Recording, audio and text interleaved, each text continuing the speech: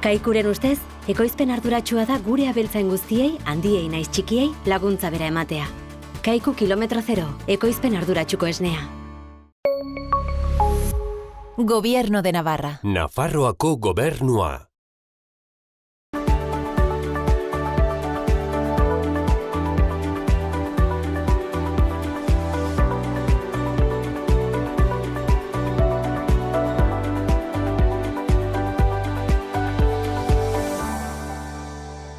Kaixo eta ongitorriak beste egun batez zur eta lur saio honetara gaurkoan lehenbiziko atalean erdizera joanen gara eta bertan Jon Elizetxek, badakizue bera gartzaindarra, Erdiz Bizirik plataformako kidea eta abeltzaina, Jonekin egonen gara eta berak kontatuko digu nola ikusten duten, badakizue Erdizen egin nahi duten meategi hori, eta pixka bat, bera kontatuko digu afera nola dagoen, eta ikusiko du baita ere hazienda bertan zein ongi dagoen. Ondotik Josu Sarobe albaiteruarekin egonen gara, eta gaiarekin pixka bat jarraituaz, bera kontatuko digu, Erdizen eta horrelako bazkalekuetan egoten den haziendak ze arrisku izaten ditugun eritasun aldetikan, eta azkenik, saioari amaiera emateko, Aitor Bazterrika mendizainak, berak ere, Erdizen eta bazkalekuetan zelan egin dituzten azalduko digu, eta gero nola ez, badakizue, egin diren suten inguruan, erreketen inguruan, balorazio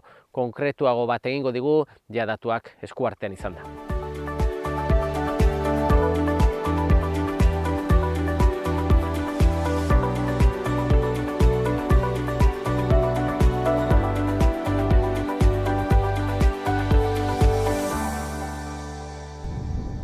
Saioaren hasieran esan bezala, oraingo honetan Erdizen gaude, paraje zoragarri honetan, beti ere badakizue, pixka bat altura hartu ezkero, haizea badabilera eta behar bada audioa haizearekin sartuko da. Gurekin Jon Elizetxe dugu, bera Erdiz Bizirik plataformako kidea eta era berean ere abeltzaina gartzaindarra Jon, hemen ikusten dugu atzekalde hontan Erdizen hazienda zoragarri dagoela eta egia esan min ematen du, begiratu, ikustea paraje hau eta bertan ze asmo den ez, eta benetan gogorra naturarentzat eta ez bakarrik naturarentzat, baizik eta gizartearentzat ez. Bai, zu honek gertzen duzun bezala, hau ora ikusten duzun bezala, ikusite pentsaizine egiten da imaginetzia bera hau nola gelditu daiken ez. Eta bai, eierran hor daukegu magnak hemen preziski paraje unten hortaz karriatzez preziski puntu untera, non eta proiektu guztia ongi ageriko behilitzeken.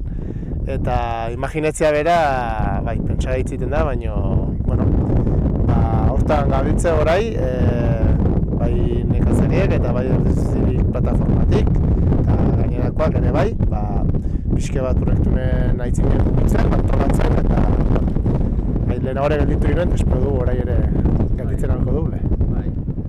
Jon, leheno ere badakizue zer den borroka hau, behin borroka lehenbizikoa pasatuta, berriz ere mamua etortzekin bildurra sartzen da, ez?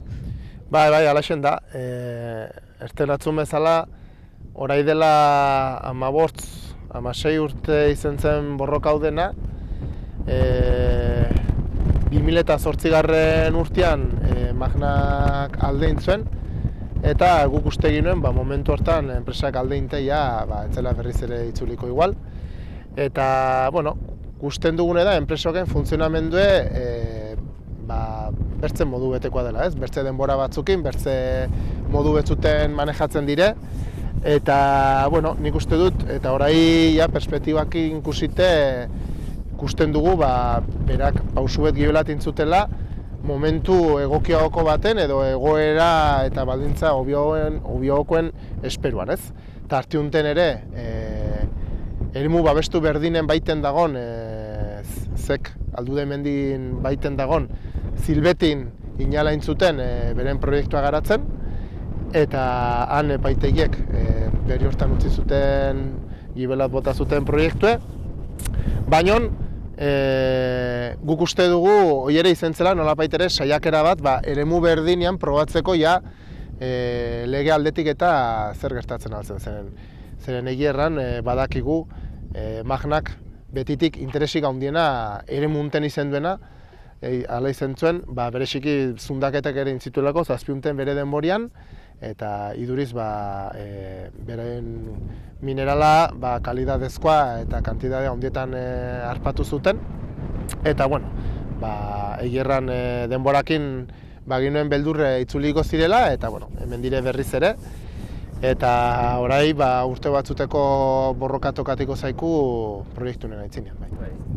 Hor ikusten dugu hazienda, lasai, naturan, gozatzen, bazkatzen. Haziendak ez dakiz, naturatik kanpo ze borroka dagoen, baina, bueno, sinez gaitza da, egoera hontara iristea, eta hemen nola egiten alden ez horrelako proiekturen bat, ez? Justu nire gibelkaldean den, eskubiktan den guzti hontan izango zen dena, ez? Bai, nik uste dut, gainera berriki Magnak antolatu zituen, solasaldi batzuk kuartelka, bereziki nekazariendako bideratuak zirenak, eta hor iduritzen zait, asmenta batetik gezurrek erraten hastea jendean gainatzen saiatzea dela, ez? Erratea eremu hau kendu eta gainerakoa berdin mantendiko dela eta hazienda berdin ibiliko dela, hori gezurre erratea da. Zuk erraten alduzu, bueno, hau faltatiko da eta inguruko guzti zorratiko dugu eta inalenen du alik eta kalte gutiena egiten. Baina erratea hau iduridu ez dakit nolapait ere belaibet etxibar dutela, jardin bet eta gero gainerakoa berdin segitzen duela. Baina hemen kusten duzu bezala gaur egun trankile da eta haizea dago, haize leku gorra da. Hemen izan ziren zartak, kamionen gantorriek, errautze aratetunet, olako haiziakin, erreka berak utxetiko litzeke, hemen dauzin turri guziek lurrazpitik sortzen diren uren baitekoak dire, orden nik uste dut edozein pertsonak badakiela hemen proiektu hau garatzen balin da, haziendak eta ingurumenakin kustekoa dauken edozer sobran direla. Eta bizten den bezala, behin sartzen direlaik, hemendik 20 urtera dena ziletiko dute eta berek erran duten bezala, okoro aldera segitiko lukete lanean, hortaz hemen ez dago biek bateratuko dutuen aukerik. Hemen hautetu barra dago, eta hautetu barra dago meategien edo bizitzen artean, ez? Erdiz bizik, tokiko ekonomia, ingurumena eta nekazalua mantentzeko, edo erdiz hilik meategi bet, zeinek segituko duen gero zabaltzen gainera inalizeteko. Eta ipetu duzun bezala, bai, alaxen da, zure gibeleko aldean da eremu izelitzeken da. Hango mendik asko handien ure da Zagua izena duena, eta horri zein litzeke horrinen lukete beresteko planta bat edo gune bat. Orden, hemendik Aragongo bertze bizkerroi dena desagertiko litzeke, unet gurutxe meakaraino etorko litzeke goiti-beiti meategi edo zilua, eta hortik beresten duten materiala, gaintzuten Zagoko planta hortara, eta horren entzuten bere ikomenizainena hartute beiti gain lukete zubirireño, karreterare zabaldu beharko lukete artesitik beiti 8 metrotaraino, alimaleko astokeria, errekazoko hortan beiti. Eta gainera hasiko lirezke erdizko errekatik beiti, hor kusten duze hor da erreka, Aragongo errekare hor beiti daie, handa irizela ibere, eta antxetik goiti hasiko lirezke pareta batzuk iten, eta dena betetzen. Hortaz, horko bizkerroi dena desagertiko litzeke, eta hortik azpitik goiti, errekatik azpitik goiti hasiko lirezke ozkak. Bai, batuzu, erabaki bat, hor dagoela, natural, bizian alde edo meategiaren alde, eta erabaki hori azkenean gizarte osoaren erabakia da, ez? Herritar guztiaren erabakia, ez? Da bakarrik abeltzainen erabakia, ez? Azkenean natura denona da eta mendia denona da, eta erabaki hori egokiena izango zen herriak erabakitzea, ez? Bai, hemen zerbait ere erratekotan, dudik gabe, baztandarrek eran behar dugu. Badakigu, Magnak ala bulketuik edo lagunduik, Esteribarreko udalak bere denborian deslinde prozedura bat abietu zuela, eta haren ondorioz lortu dute erdizko mendien parte bat Esteribarreko udalerrien egotea. Baina, hala ere, segitzen dute lur eremu guziokek baztango lurrek edo baztango propiedadiak izaten. eta bertzalde, proiektuen bertze parte bat, Bizkerretik harat, Baztango komunaletan egoten segitzen du, hortaz dudik gabe, hemen norbaitek zerbait errateko balin bedu, Baztandarrak izen beharko dugu. Hala ere, eta hori bai erran nahiko genuke Erdiz plataformatik, guk garbi dugune da, proiektu hau, deus baino lehen, ilegala dela. Orai badakigu aitzin proiektu bet aurkeztu zutela, badakigu orai ere uden edo uden ondotik proiektu aurkeztiko dutela, baina guk garbi ikusten dugu hor badagoela jurisprudentzia bat eremu babestu berdin unten, Zilbetiko kasuna izen dena eta auzitegiak bertan bera utzi zutena, eta uste dugu hemen eremu berdina izenik, ez duela ez burik ez puztenik legalki ere ez bizten da hemen halako proiektu bet garatzea. Hortaz, uste dugu proiektue ilegala dela, eta erran bezala norbaitek erabaki horra dudik gabe Baztandarrak izan beharko garen. Eta prozesua luze joan ez, badakigu gauza bedanak luzatzen direla eta ez da borroka laburra izanen ez. Guk berek aipetu zuten, hemendik 5 urtera hemen ziletzen hasi nahiko luketela, eta nolabaitera egin zuten proposamena bazkatoki hobetzeko edo bazkalekue hobetu eta zabaltzeko hortan, aipetzen zuten helduen urtetik hasi nahiko luketela hori garatzen. Hortaz, helduen urtetik bazkalekuen moldatze lan batzuk hasi nahi luzkete, eta hemendik 5 urtera ziletzen hasi nahiko lukete, aurten proiektu aurkeztute ez. Gu bizten den bezala horregoin gara, proiektu nahi aitzin inen diogu, baina ez dugu inongo dudik, proiektu luze gain dela, bere alde judiziala izan du, eta hor diru alde bat gastatu beharko dugu ere bai, administratiboa ere luze gain de, baina bertzaldetik bai sozialki mobilizazioa dagokionez, eta nolabait ere hemen gertatzen dena Nafarroan zabaltzea buruz, horrek ere bere ibilbide luzea izan du inongo dudik gabe. Bai. Eta herria hor dago, udala edo administrazio ere hor dago ere, eta azkenean gauzak zeintzuz egin ezkero, eta zu diozun bezala garbi ikusten baldin bada legalki, ez du lezanka bururik, alde batetik lasaitasuna ere badago atzetik ez?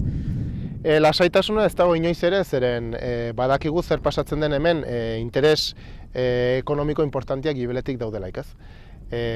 Batugu esperientziek aroztegian bezala, Baztandarrak iduriz Franko ergelak baikara, eta ez baitazkigu gauzek nola behar diren, orduen erabakiguneak kendu eta erabakiek hartzen duzte Iruñetik. Han iduriz badakite zer den oberena Baztandarrondako, guk baino be, eta beldur dugu hemen ere halako zerbait inein ote duten hortaz. Importantea da, asmentatik proiektunen kontra hartzea, eta mugitzea, zeren diru haunitz gibeletik dagolaik eta interes desberdine daudelaik, ez gara inortaz fietzen al, eta ez du fietu barrik ere. Hori da. Jon, zuri eskerrak eman, plataformako kide bezala eta abeltzain bezala, azalpen guzti hauek emategatik, paraje hauek ezagutzen emategatik, eta segi zuen borrokarekin eta izango dugu pixka bat gai honen berri aurrerago nola doan dana. Eskerrik asko. Ez da zeren, zuei tortzegatik eta hemen gara, aio.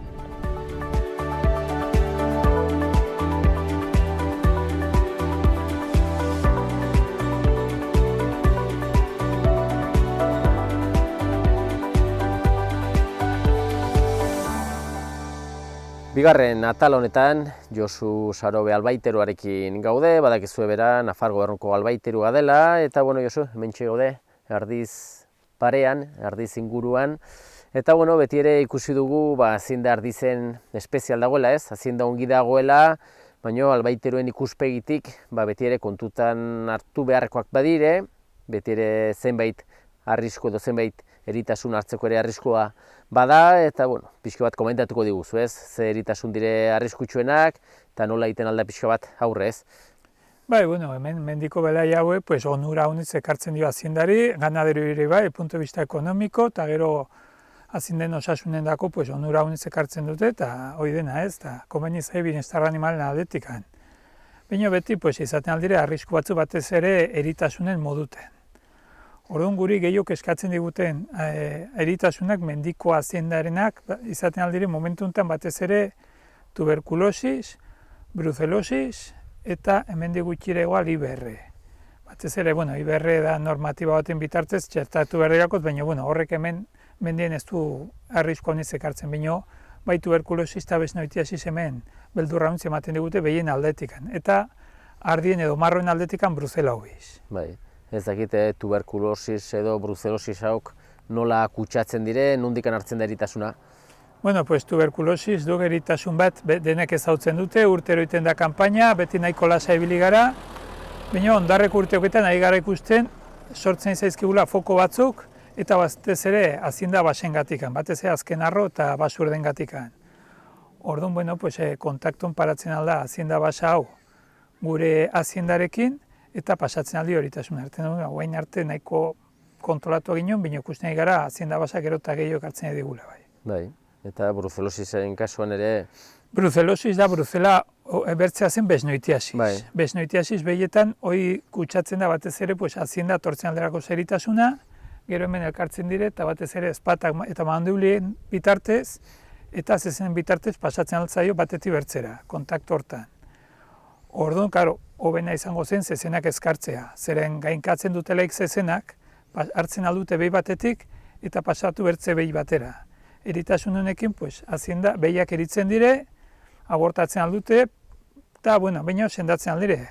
Txarrago izaten da, zezendako, zen behin eritu ezkeroz, behin eritasun hartu ezkeroz, ez eta sendatu antzutzen da betikoia.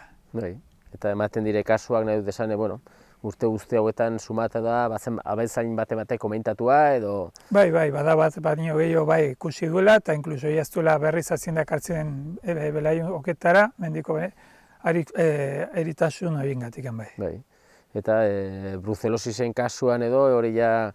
Gero dugu bruzelosis, ardien eta behien bruzelosis ez dugu hemen apenas, ja dena kontrolatua dago, baina badugu bertze bruzelosis klase bat da bruzela hobiz, ditzen duguna da marroaren bruzelosis. Orduan hemen, pues, marro guzik, bueno, osasunten ez, baina gero marro guzik nazten ere bat abertzekin, hartalde bat abertzerekin, pues, logikamente kutsatzen alda bat abertzekin, eta gero ekartzen dute eritasuna gero neguen kuadretara. Orduan, igual hemen ez da nabaitzen problema, gero kuadrara ekartzekin azaro aldera juntatzen dire etxeko marro guzie batez ere mendien ibili direnak etxeko marroekin, eta marroak elkarrekin egotekin bat abertzei pasatzen dio eritasuna, eta orduan, igual urte hortan ez diren abaituko problema, baina ondoko urteetan bai batez ere pues, antzutzen direlakoz marroak ere bekasuntean. Bai, beti ere ez dakite behar diren txertuak hori bai derrigorrezkoak dire hartzea, eta gero zaila da ez, mendian bazkalekuetan aziendaia kontrolatzea, hektari asko dire eta azienda bakoitza nahi duen lekutik ibiltzen da. Bai, bueno, badire txerto batzuk, adibidez IBR da aiztun da erran dugun eritasun bat kontrolatuko dena mende gutxira eta igual nahi dute obligatu komunaletarako aziendai pues, bakunatuta tortzea. Eta bertze eritasunetan, por ejemplo, bruzela obizio tuberkulosisen dako ez dago txertorik. Orduan, kasu honetan, pues, kontrolatzen da, pues, gero kanpainetan kuadrara etortzen dela ikazienda eta orduan. Orduan, bueno, tuberkulosis bada eritasun bat jende guzia ezautzen duna eta beldurra honiz duguna ganaderoa batez ere kanpainetan.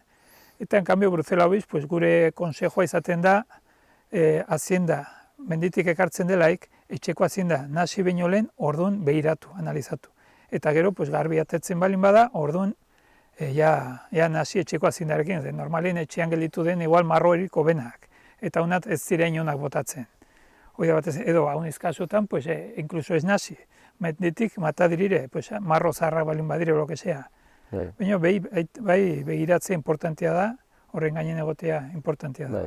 Dena den, onura unitz ere badu ez, azkenean azienda kanporatatzea, mendiratatzea, bazkalekuetan egotea, badaki beti ere abeltzainak arriskuak gauza guztia badutuztela alde honak eta alde txarrak, baina onurak haunitzez gehiago dire eta apostu egiten duen beti. Bai, alde honak haunitzez gehiago direla eta konbenidea izten hartzen zuen, pues, medio ambienten aldetikan, bienestaren aldetikan eta ekonomiaren aldetikan ere bai, osea, bai, konbenidea azienda mendira ekartzea bai. Bai, bestetik ez dakit orain ja zuek ere uda parte honetan zertan hiltzen zarete pixka bat?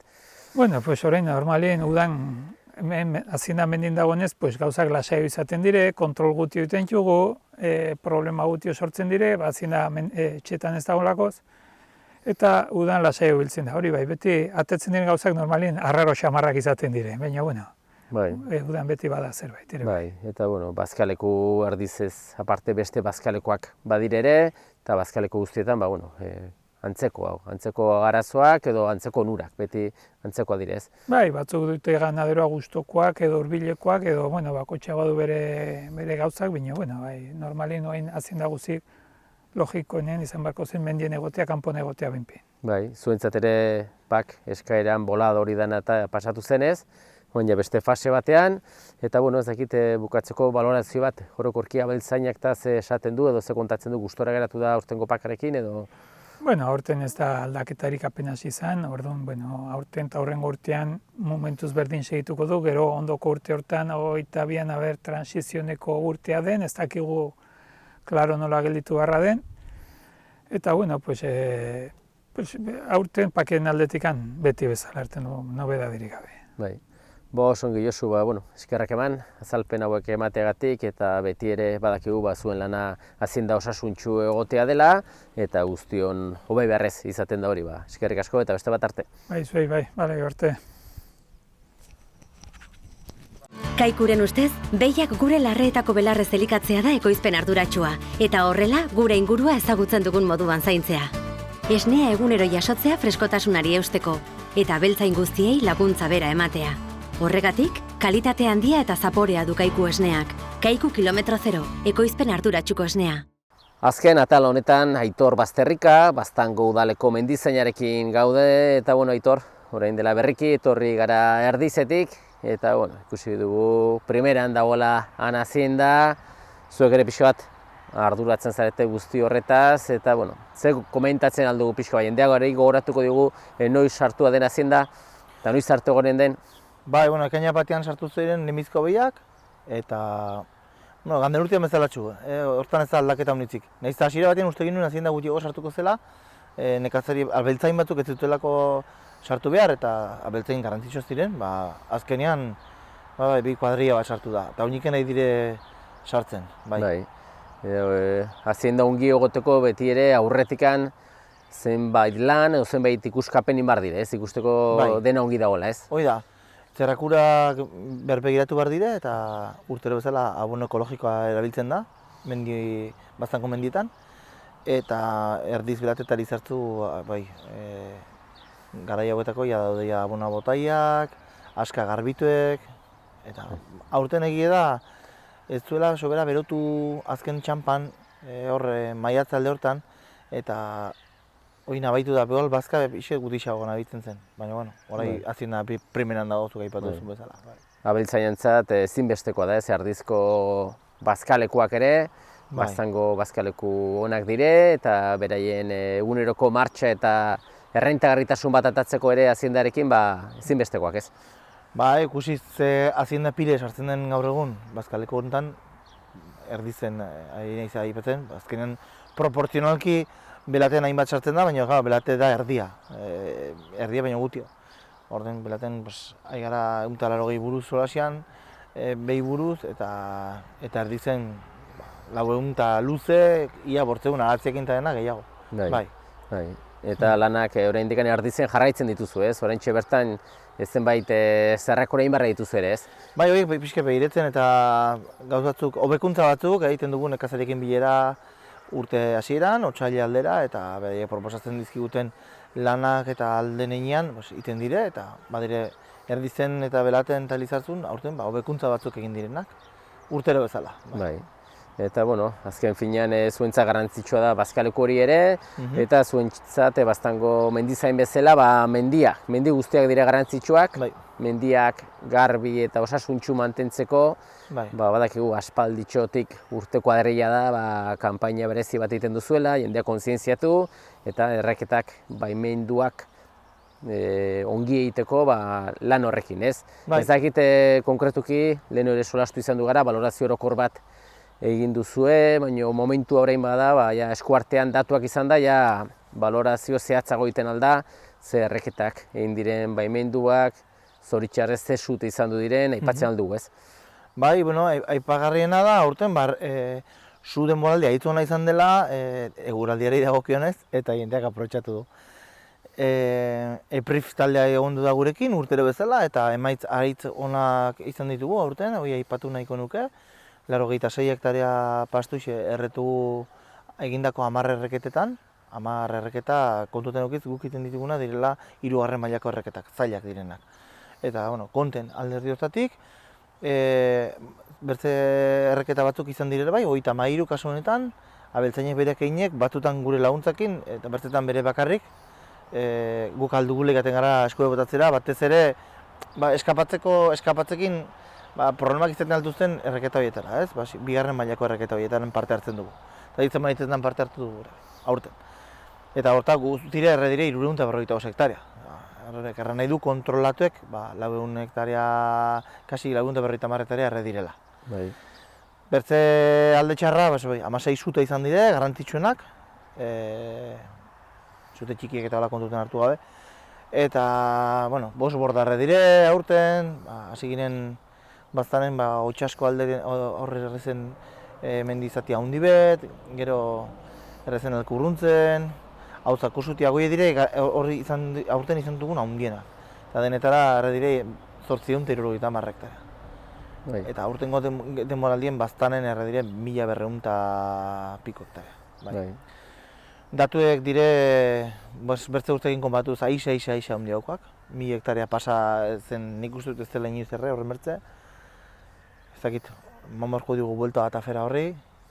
Nahik ezkagatzen nagoena gehien da, kusitze kondizioetan eman duten zu, ez? Azkenean, haize handi diren egunetan eta zu ematea mendiei, ikusten da gero hori itzaltzeko arazo handiak izaten direla, eta zuek kontrola galtzen duen momentutik gertatzen dire, bordak erre daitezke, landaketak erre dire.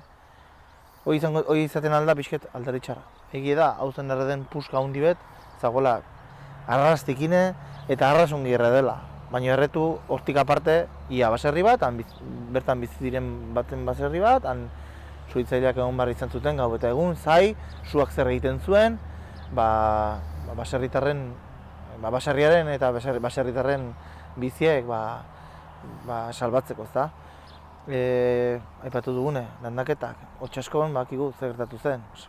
Kristona izaki eman zue eta egontzen zue piztue hortzirere atxetik igendiaraino, herritarrak laguntzen, buru belarri, eta hori ere nik uste aipatzen aldela, ez, erran.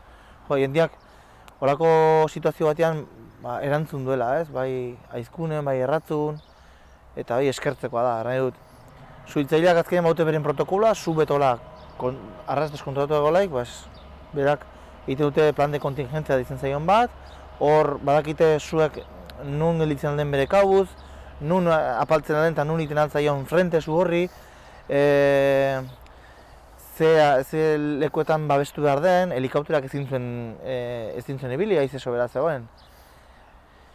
Situazio nahiko desatseginak izan dire, aurten. Baina, hau gola da, badakigu puntualki, 5 urtean behin nolako urte bat izaten dela, eta hau, aurten izango da, alde urtean kusiko dut ze gertatzen den.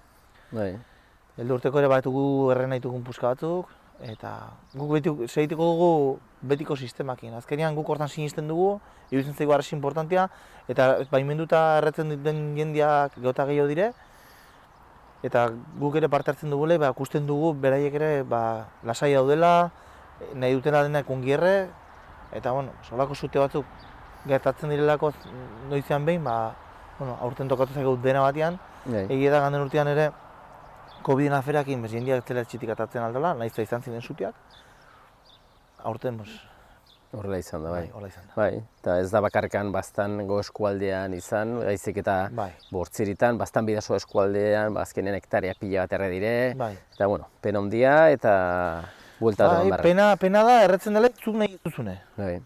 Azkenean hektaria kopuru ez da gutiena. Erre dira hau zen 200 hektaria, baina espalin bedak kalteik sortu, hor dago, otia zagon, otia badakigu, azkenean ez duzten aziendei sartzera, eta igual afera da, aziendak eta gutiago dago mendian. Eta horrek azkenean eragina du, mendiago eta zikinago daude, hori garbitziago eta gehiago osatzen da, udaletxetik kriston esfortu egiten da urtero, kriston hektaria pile desbotatzeko, baina eskaz da, ez da nahikoa.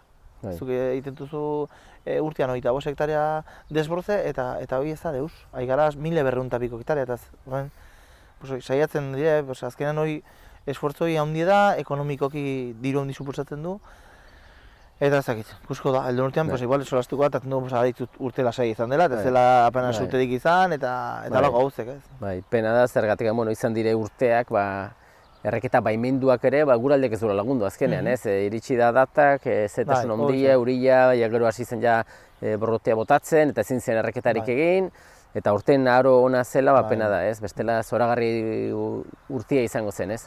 Bai, hoi da, ez pali mezen aizea astopitu egin, hola, zue desmadaratu, bueno, bertza gauz bat ez da zaiko solazia, baina igual, zu mandionak ere badaki, ez?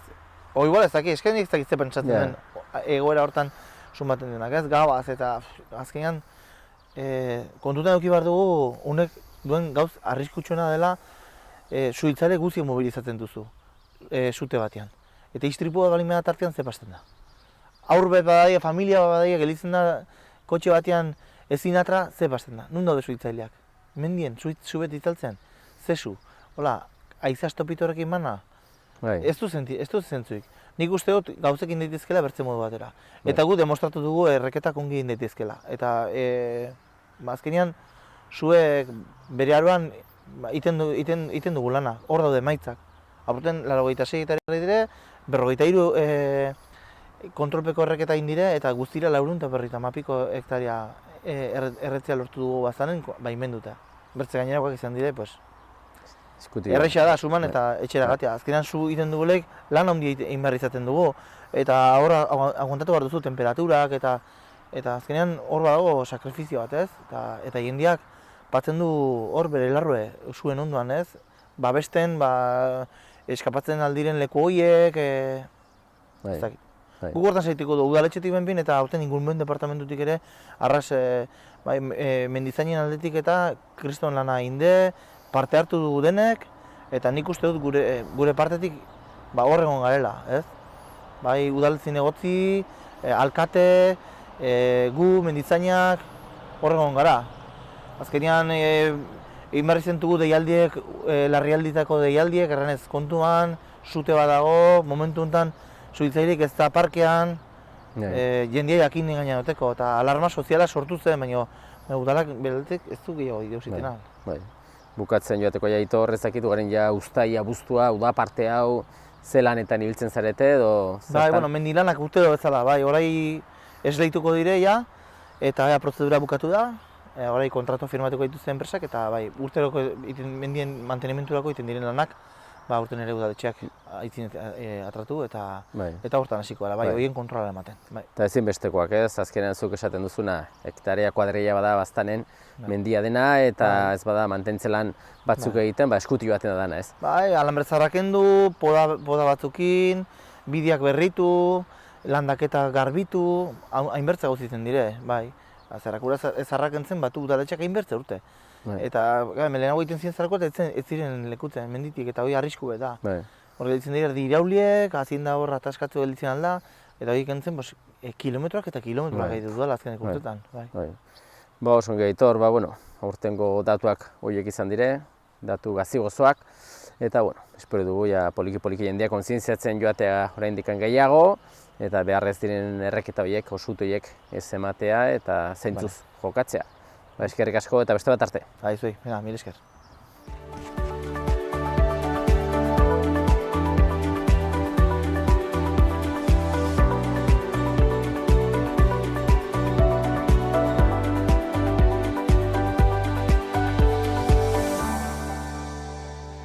Besterik gabe agur esateko ordua iritsi zaigu eta eskerrak eman zuen arretagatik agurtzen gara. Ongi segi.